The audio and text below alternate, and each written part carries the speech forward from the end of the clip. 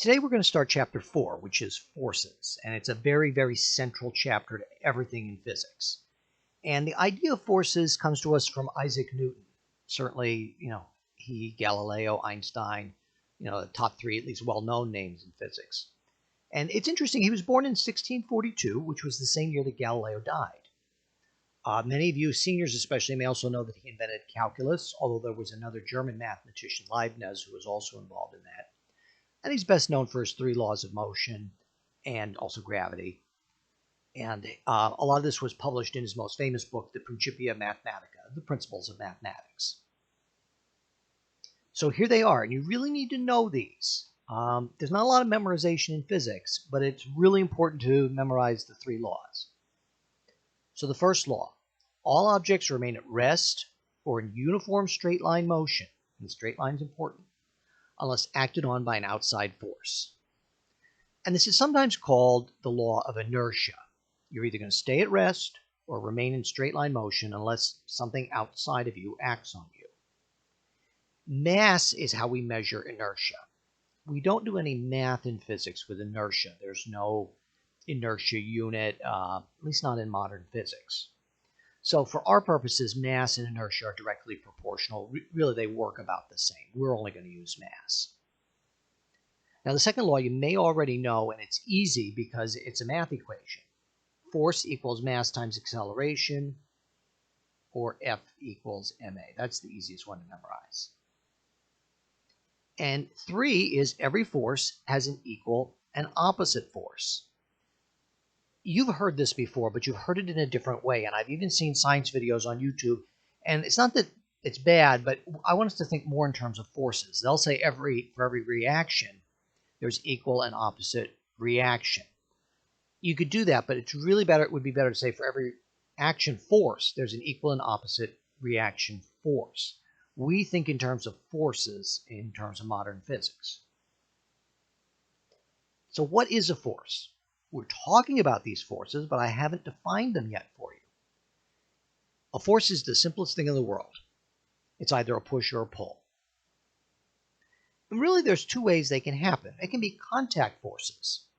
So if you push somebody on a sled, well, you have to touch their back to push them. Or if you push a book across a table, or you push the vacuum cleaner, you have to touch the vacuum cleaner to move it.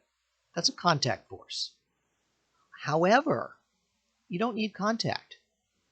Gravity acts at a distance. Gravity is a force. If you drop something, it falls. We know that. But there's no contact while the object's in the air. Obviously, there's object contact when it hits the ground, but while a ball's in the air, nothing's touching it. The Earth isn't touching it, but it's still exerting a force. And electromagnetic forces act this way too. Let's just look at magnetic forces. Maybe when you were younger, you played with two magnets. And if you put the two magnets so they were north to north, you could actually move one of them without touching it because there was this force and it was acting at a distance. They don't all need to have contact. We'll do a bit with gravity in this course, electricity, magnetism. We do more in physics too. So I wish I was able to show this to you, but let's say you have a jar and a ball in it, or a beaker or something, and you're pushing the jar. And all of a sudden you stop it. Well, while you're pushing the jar, it's going forward. But what about the ball? The ball, if it was going forward, also when you stop the jar, the ball will want to keep moving forward because an object in uniform straight line motion wants to continue. So the marble will keep going until either friction stops it or it hits a book or hits hits a table or something. It'll keep going. The first law is why you have to wear a seatbelt. And I don't mean to be all serious, but this is serious. Because think about if you're in a car and you do not have your seatbelt on. Let's say you're going 40 miles an hour. Not all that fast, but fast enough. And you don't have your seatbelt on at 40 miles an hour. You're moving 40 miles an hour. If that car has to stop all of a sudden, you will continue to move forward 40 miles an hour until you hit an outside force, which unfortunately could be the dashboard or the windshield, and that would be a tragedy. We don't want that.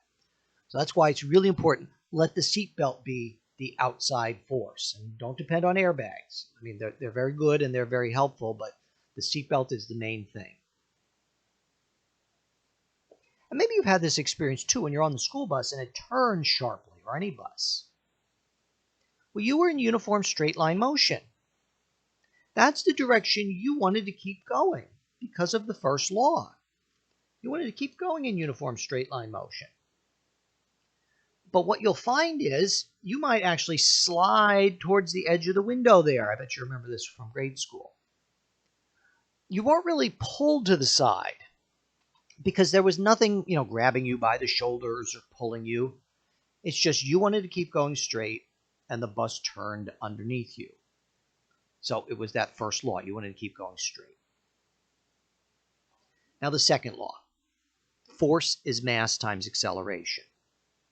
And it's really the sum of all the forces. So if you see this funny looking E here, that's the Greek letter sigma. It just means the sum. So the sum equals ma. And I'm going to show you some cases where we have more than one force so you can see what's going on here. The nice thing about the sum of the forces is there's only two situations in the whole universe.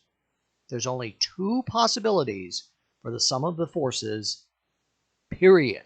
There's no third option, at least not that I know of, or that I've ever seen. There's only two. For situation one, it's a constant velocity object. So that's an object moving at a constant velocity, not accelerating, not speeding up or slowing down. So let's look at still objects. And you can see I have the very famous statue of the thinker over there. Well, he's sitting there. He's at a constant velocity.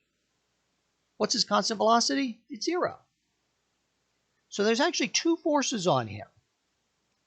Gravity is pulling him down.